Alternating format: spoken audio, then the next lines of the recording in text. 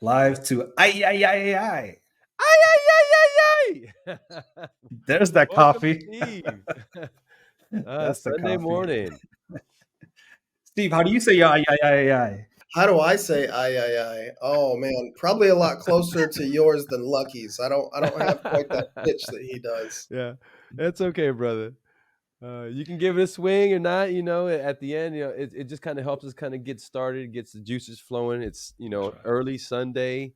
For those who don't know, we tend to put these podcasts together on Sunday, sometimes the odd Tuesday, but that'll help get you at least going for the morning. But welcome, Steve. I think I'll refrain from the opener and I'll Yeah. ask Well, the other. Yeah. no worries. So today we're going to be covering, a subject that hits me at home and many of us at home is learning and education and helping our nation's treasure, the veterans. And so, I spend as much time in that space. So, Steve, tell us more about how you've revolutionized that space and how you plan on reaching out and just really being, I say the same, but somebody has gone out there and really doing the right thing for the right people. Yeah, well, if I can start, I was sitting in your waiting room and it's all white right here on my screen, and all I could think of was if you guys remember Bruce Almighty, where Morgan Freeman is playing God, and every time he sees Jim Carrey, like a whole area is just white, and I'm like, man, have I time traveled somewhere? Um, and it said I was in the waiting room, and only the host could see me, and I was like, oh man, I was a little nervous.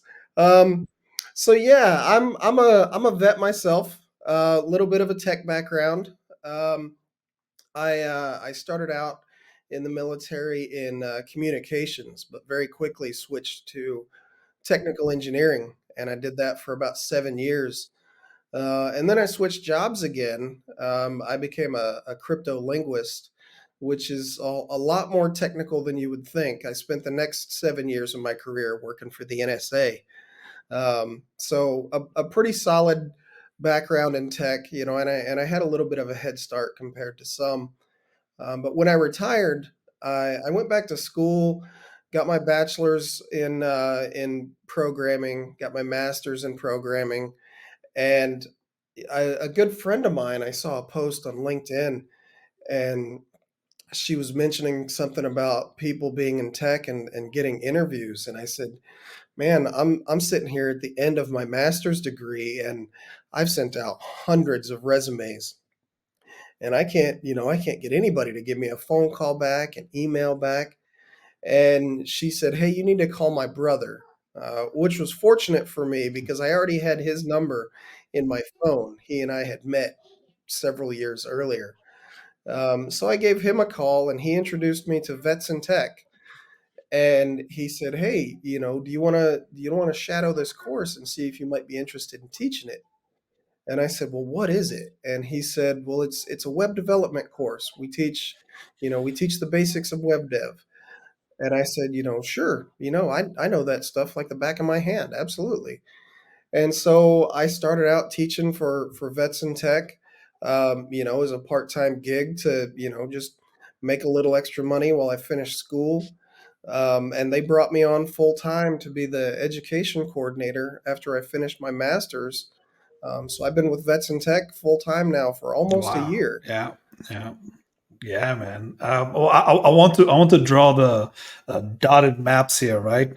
What you just said is very important because what you did is what I encourage all the veterans to do, which is to say, yes, you can have lots of questions, but ask those questions to a real person.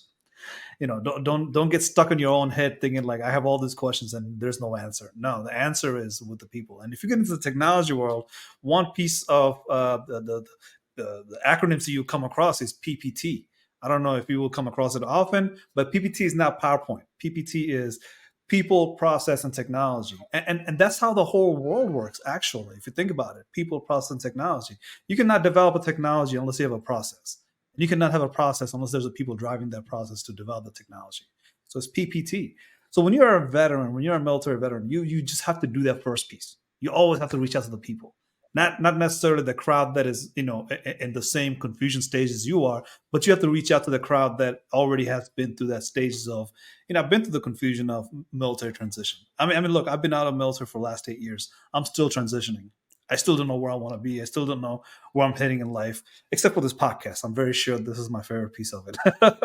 But the people piece of it, like if you get into technology, you'll see PPT all the time. You'll hear about it. You'll like, what's your process like? What's your technology that you're developing? Who are the people that are developing this technology? So if you're a military veteran transitioning either in technology or anywhere you're heading, always do that piece of people, right? Knocking on the right people's door and say like, "Hey, Steve, what's up? I got to talk to you," right? And one thing you'll find out as a military veteran is that any military veteran will always make time for military veterans. I surely make it myself because I have a busy schedule. I have kids, I have family, I have all this stuff. But like my wife will tell you, I'm on a phone call like at a dinner time just because they're military veterans, right? Like, oh, you worked all day, you don't have time in our office hours to talk to me. Call me in my dinner time. I'll talk to you while I'm eating. You know what I mean? So that people piece is very important. Thank you for bringing that You up. know, I'm exactly the same way. I try not to put my Right. phone number out too much, because of the reach that we tend to have sometimes. But my email is out all over the place, and I'll finish work and I'll shut my computer down. But of course, my iPad's got my work email on it. My phone's got my work email. And if I see an email come across where a veteran's got a question, That's right. I'm going to stop what I'm doing and That's I'm how going it to is. answer that question. And sometimes my wife will look at me and she'll say, All right. you can save that until tomorrow. And I'm like, well, yeah, but if I wait till tomorrow, the moment may be fleeting, right? They may ask a question, and if they don't get an answer, they may turn and go another direction. And I certainly That's don't right. want that for any veteran. I'm trying to make a positive impact with what I'm doing now to as That's right. many people That's as I right. can. That's very important. So we are talking about technology here, right? Technologies, having the technological information and knowledge, certification, and education gets you paid. But there's a process to that, right? Process in transitioning into whatever technology that you're developing. So, Steve, I think you have a roster of technology that you cover. Tell us about the latest and tell us about where you guys been. Give us some background in your past and where are you guys seeing taking this program next onto. Yeah, so VetsinTech started off just teaching web development basics. We taught HTML, CSS, and JavaScript across a 1 month cohort, and those cohorts were mostly driven by the sponsors saying, hey, we want to see people trained in web development. We want to see people trained in web development. And over time, they added Python. Hey, we want to see people trained in Python as well. And so that's what we were teaching. Python, web development. We will just alternate those courses.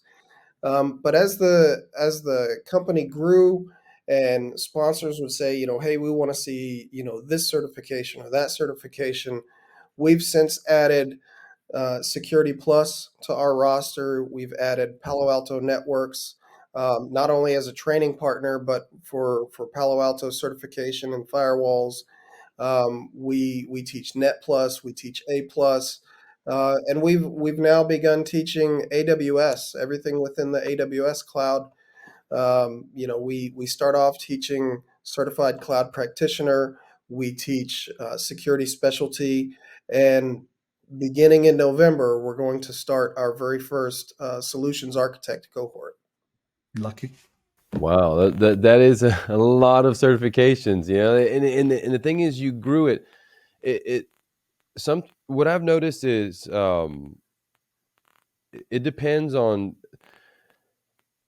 when you come out of the different service, you don't know what to put your focus in. You think, well, I need to maybe go to school or I need to get a certification. Both of them are sound, directions, but which ones really mean something? And that perspective of growing it makes complete sense because a lot of people will spin their wheels on trying to get other certifications that maybe aren't necessarily applicable. A big one now is cloud has changed the face of all of the internet, IT, business. AI, everything now is exponentially faster now because the cloud. And it's good to have people to focus in. Okay, yeah, the cloud is important. How do we do business in the cloud? Well, we need to have people to know how to support the cloud. And so those types of certifications, those are definitely spot on. I teach a lot of the same things, and fantastic perspective, and those are great certifications. Yeah, they are, and we've all scrolled through Facebook or LinkedIn and seen memes posted everywhere. And one that I see in a lot of the military groups that I frequent, you'll see the two little stick figure soldiers, and one of them says, "How do you get an $80,000 salary job?" And the other one says, LOL, just get your security plus, right? And it's not so far from the truth, that's a little plus or minus on either side.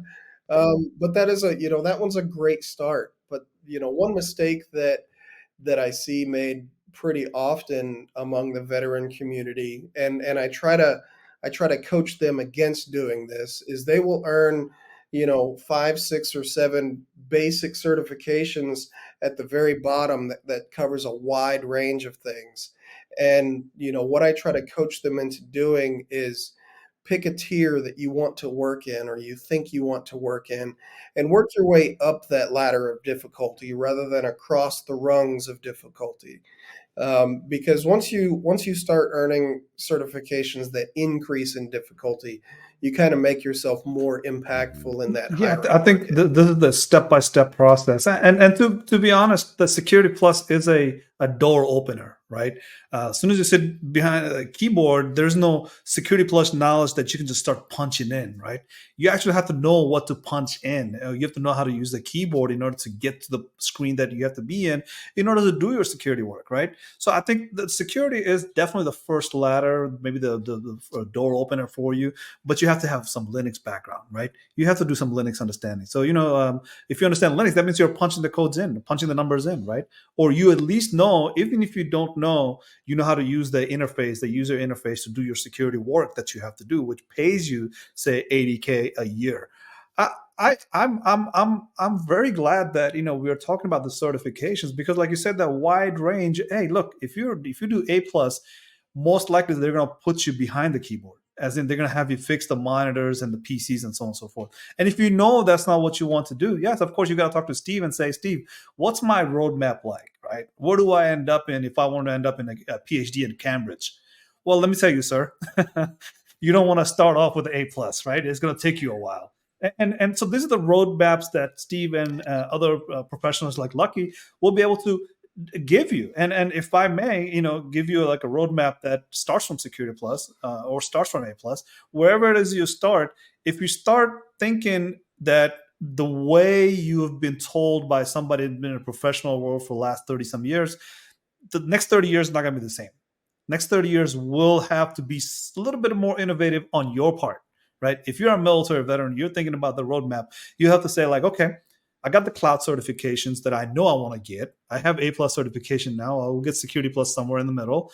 But that's not end of the whole spectrum. The spectrum goes on beyond the roadmap because now you start thinking about how data works and how these data are creating AI machine learning and how this machine learning is automating some of the code development. So instead of you punching in stuff, you're just typing in things saying, AI, tell me how to write that code so that way I can copy and paste it into making it work for my security team, right? Of course, you have to know some understanding that you should not copy and paste any code you see on the internet and put it in your security system. Remember that first, and move on to your road mapping to say like, how does this AI machine learning excels me beyond that cloud certification? Because maybe I don't need a cloud certification. What I actually need is this algorithm understanding. And I never really tapped into it because I am really good at mathematics. Not me, not pointing at myself. I'm really bad at math. But you as a veteran, right? You probably know that you have some math inclination, but you don't know how coding and math works. So if you know yourself a little bit, you sort of have to tap into that part of you rather than the certification part of things that are listed on a brochure somewhere, right? You have to look at it yourself and say, I'm more like a math guy rather than a coding guy. I really don't want to do coding. But if you do math, you're the genius that AI machine learning world is lacking. And if you don't know that information, that's where you get into Steve. Like you come to Steve and say, Steve, I'm really good at math. What do I do? Well, go to that machine learning route. Well, you mentioned something that that I think is a really really great point, right? So when I go to different conferences or I go to different like I went to NatCon earlier this year, the Student Veterans of America National Conference. They hold every year. I went there, and a lot of the folks that I spoke to, they hear tech and they immediately think code, right? And that's not the case, right? Tech is, banks are tech, right? We're talking about encryption as money get transfers from one bank to another. We're talking about making sure that account numbers are properly secured and things like that.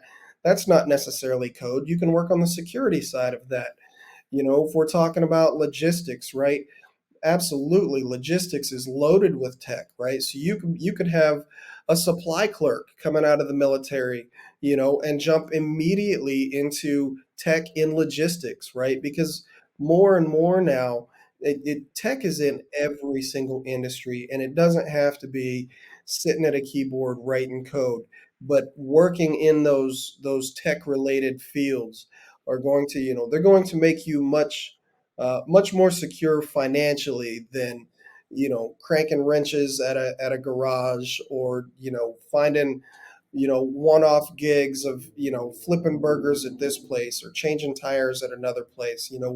What we want at VetsinTech is to train these veterans and veteran spouses into good, solid, quality skill jobs that are going to help them in the long run. You said something that really resonates with me is, you know, in the military, you're going to have your job, your MOS, what you did. And then coming out, that's not a reality. Whatever you did in the service is not going to be something you can do in the outside.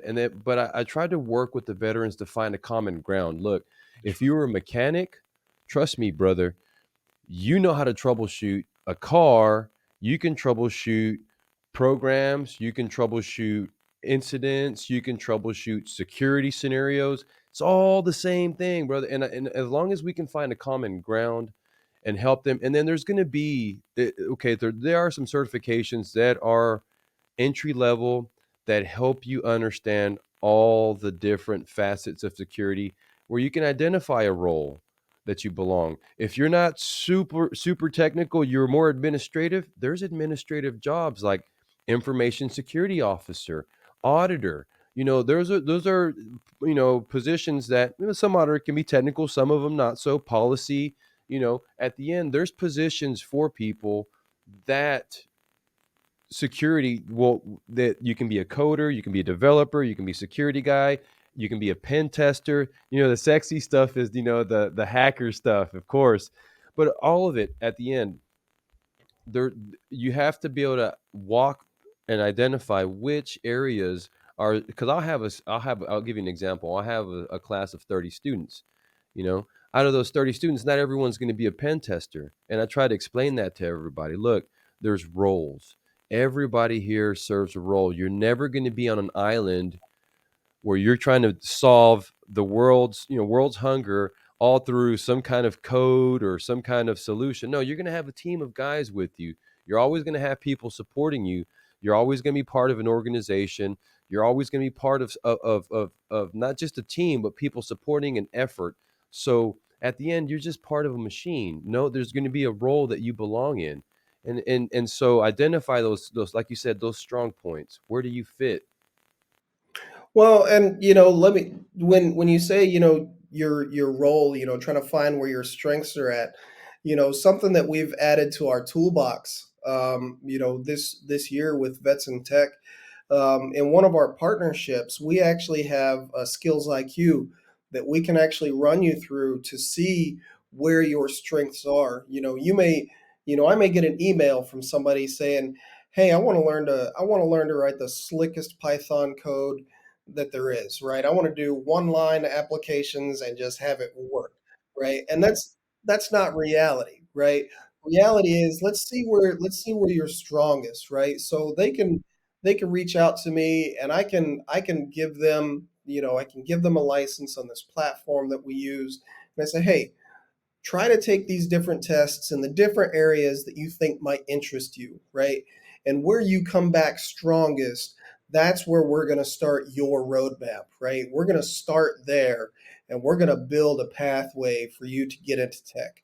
So, that's one fantastic tool that we've added, is being able to actually assess where an individual veteran is, when they're coming out saying, I don't know what I want to do when I grow up. Well, shoot me an email, and we'll have you take a couple of assessments and find where your strengths lie, and we will build a roadmap for you. One thing we've discussed before the recording started is that you always have a sense of purpose that is built into you during your training, because Steve's sense of purpose was, I have to work in this environment where national security is at stake, right?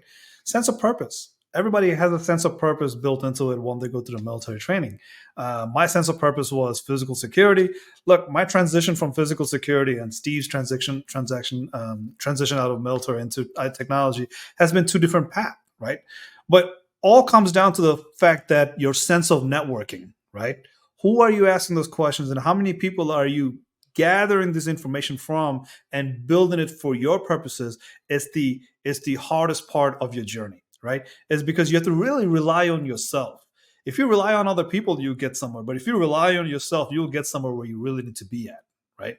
So the sense of purpose turn that into the sense of networking, and that sense of networking is going to be the ultimate foothold into where you're heading. So I can tell you, the other day, Steve put together a colossal amount of networking event where they had SAP, they had Disney, they had Uber, they had 40 other companies that if I name them all, you will know all of them. Lockheed Martin was there, Comcast was there, right? Amazing amount of people showed up.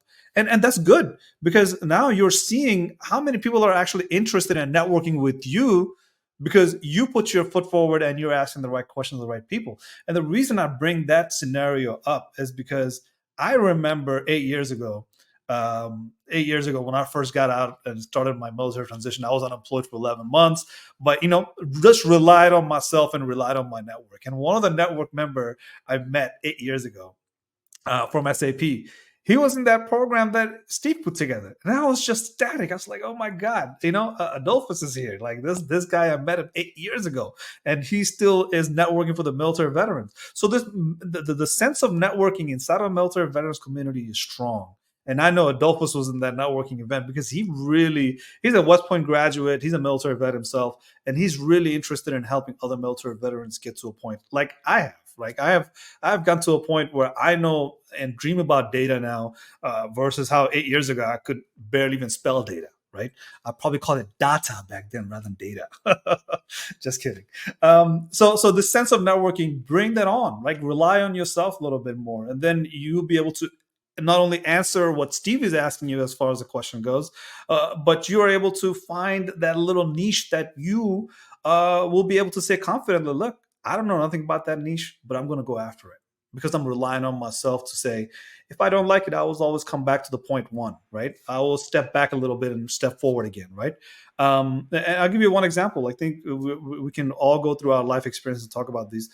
I have never thought in my life that I would be interested in raw earth elements that comes together and creates a product like hardware.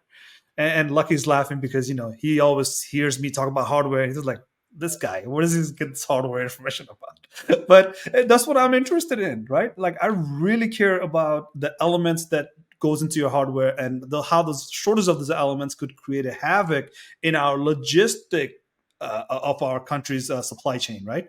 So the supply chain for the hardware is very critical. So even if you get into the tech, even if you think it is coding and programming, no, it has something to do with your military background.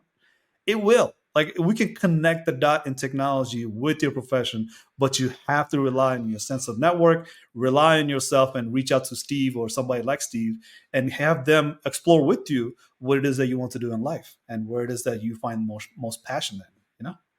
That's right. And they don't have to reach out to me. There are lots of other, nonprofits like VetsinTech, doing this same mission. This is the one that I just happened to land with, and it's a mission that I believe in. But what I believe in more is helping those veterans solidify a solid life after the military. We've all seen and read stories about, veteran gets out, and they too many of them end up homeless, or too many of them end up working dead end jobs, at or right below the poverty line, struggling to get by, week after week. The mission that I believe in is helping those veterans have that solid life after the military. You have Vets in Tech, you have the Wounded Warrior projects, you have um, I'm blanking right now, but you can reach out to many veteran service organization and then have them give you some of those answers that you're looking for. Now, let's get into why we think this conversation is very exciting. Right? It's because the military veterans bring something to the table that is very important for the development of national security purposes and other security for the, like, say, for supply chain and logistics, or even just a business IP, intellectual properties, right? There's a need for AI machine learning to be developed, right? These development of AI machine learning that can augment the way we do things, and we have to find those use cases, how we augment ourselves, and how some augments has to be based on only human intelligence, some are just for artificial intelligence to handle. So we have to divvy up the work here, but military veterans brings that good purpose of, say, not only are we disciplined, but we know some of these topics very well, right? Say, for example, Steve, you have your background, Lucky, you have your background in health, I have my background, and we can kind of pinpoint and say, like, well, some of these things are really good for AI machine learning, because once we even scale up to the level that we haven't used AI machine learning yet, but at one point or another we have to engage with an AI machine learning, because it's just not sustainable for us to handle. Let's use one example of cybersecurity. It's almost impossible to just use human five senses to say this is how we detect a cybersecurity attack, right? We really have to be able to learn how to augment our cybersecurity postures and defense and offense using AI machine learning solutions, right? So we have to identify those topics and go after them, right? And how we take those initiatives. Military veterans are really well trained to be self-motivating and self-starter type, right? We tend to approach things differently. We see things a little bit more outside of the box, because we've traveled the world or traveled through the country to see different military programs, and why these military programs impacts another program and how they improve other programs. So let's get into that. Like, what do you guys think about AI machine learning, and what's your thought on it? I'm not going to diss Chat GPT, but I like Google Bard. It's a little bit nicer to me. Um, but what I think about AI is, we already understand, and we can see that we've reached this crossroads of technology where from here on out until the end of humanity, AI is going to have some part of our world, whether it's in jobs, whether it's at home. We've got our Alexa devices and our Siri devices and our Google Nest devices. All of that stuff is running different pieces of AI, right? But we still need those engineers to build that stuff, right? So VetsinTech is trying to take that next step forward. We're starting our first AI cohorts in January, right? Then that's we're trying to stay at that leading edge, because that's what's going to be in demand.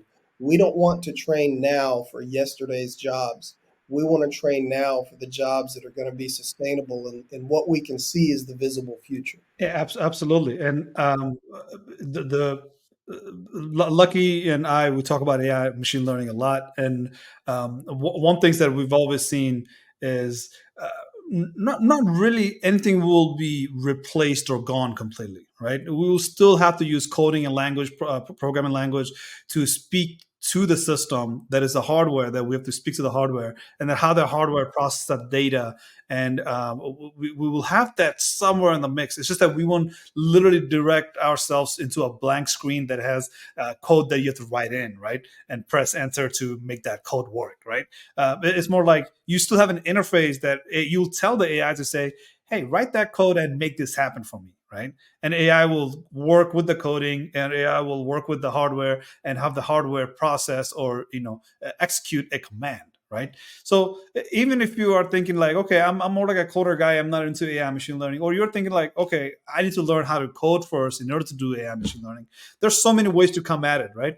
You don't necessarily have to be a coder to be an AI machine learning guy, because like you mentioned earlier, if you want to be an auditor, do you really know how to do everything, right? You're able to audit, right? That's your goal. That's your skill sets. That's what you specialize on, right? An auditor doesn't necessarily mean you're auditing a code. You're auditing a whole process, or you're auditing a technology and its impact, right? So you can come at it from so many different perspectives. It's kind of like being a cook in a base, right? Somebody has to know how to cook. If you don't know how to cook, that doesn't necessarily mean that you're not a soldier. Like, no, a soldier knows how to cook. That's what it is, right? A soldier knows how to do operation of the hotel that's on the base, right?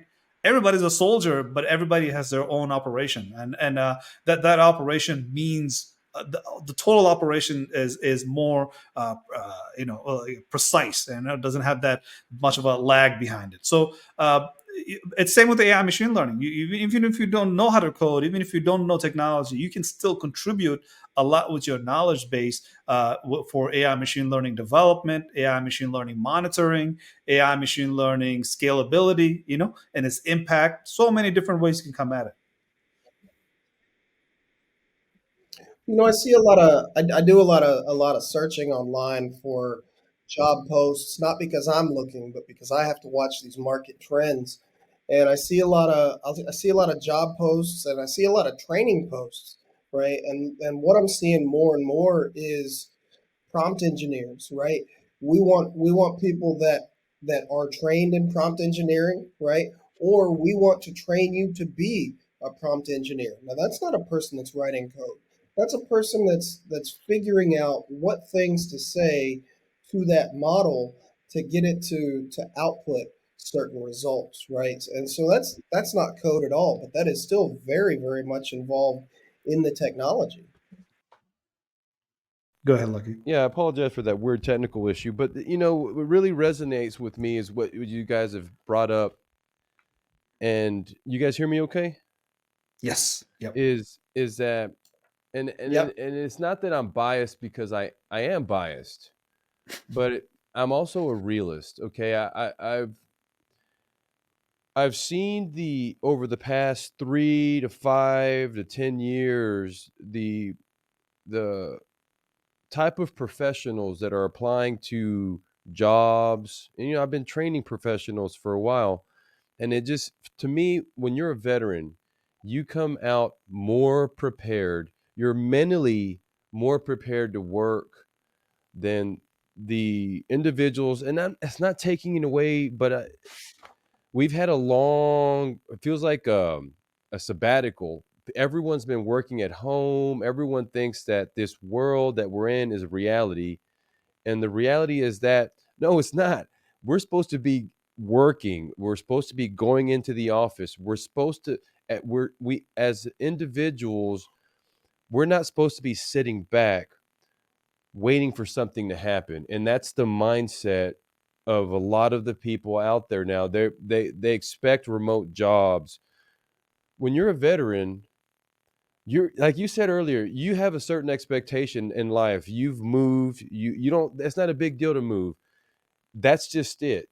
You have a mindset. You don't care. You will overcome. Something happens. It's not. You take a step back. It's okay. We're built that way.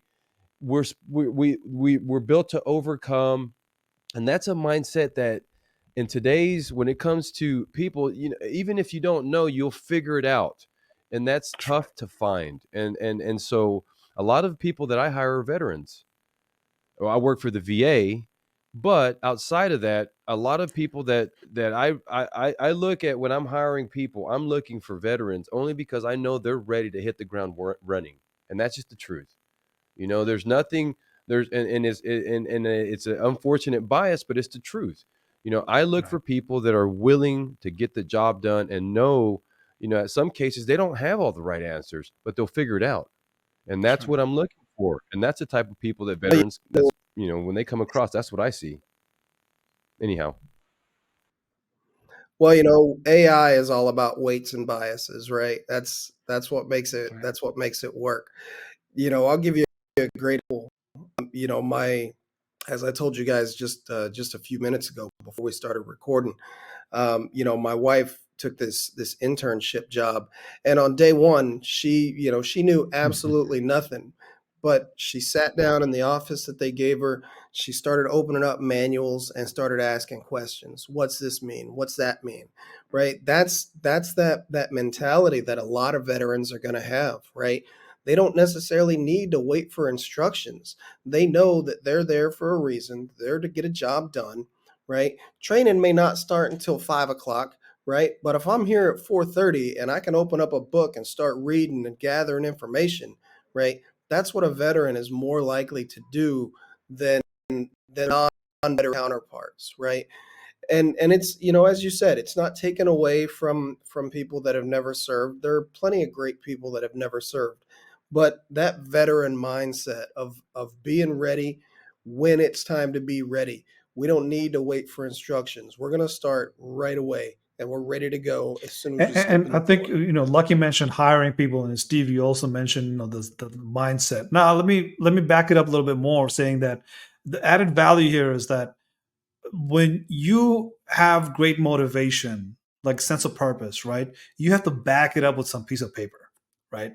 Either you go to a school for 4 years, or you have a certification, or you have the experience, right? Like Steve's wife, she opened up the manual just to start asking questions. Great motivation, but after 9 months of dedication to that manual and the folder, she's going to know this folder back to top to bottom, right?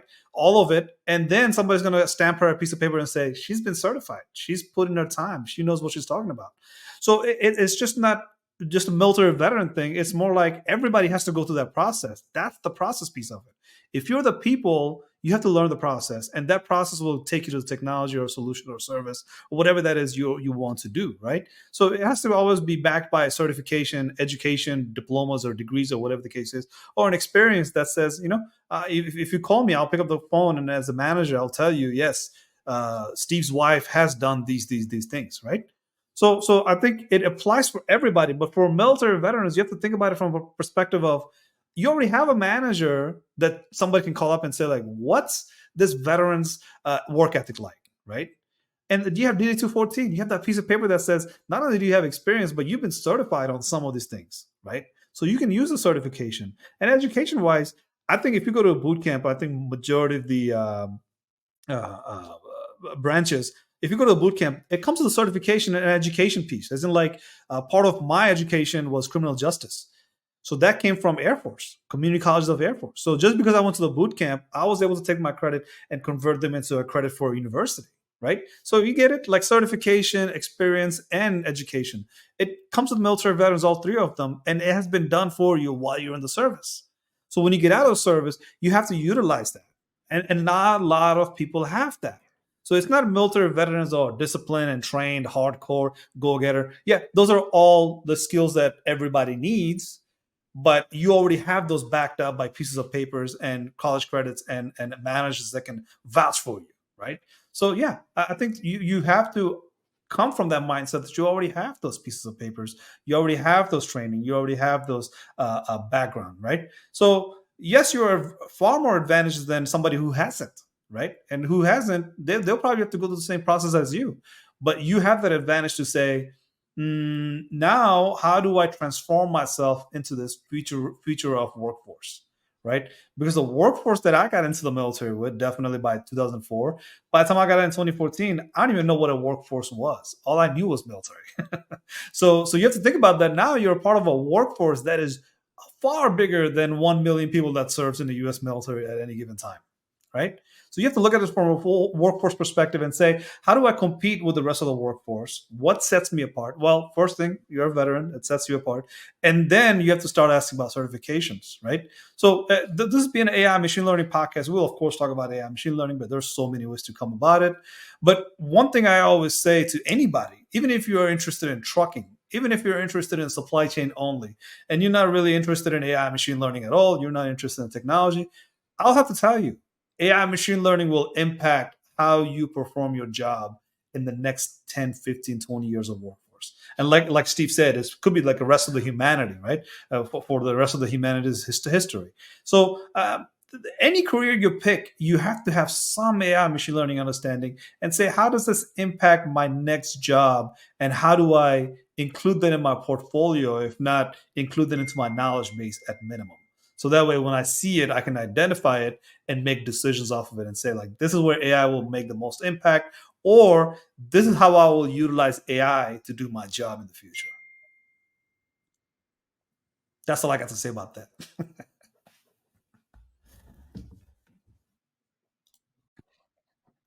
No, I agree. It's we can sit and talk circles around how AI is going to impact this or is going to impact this other thing.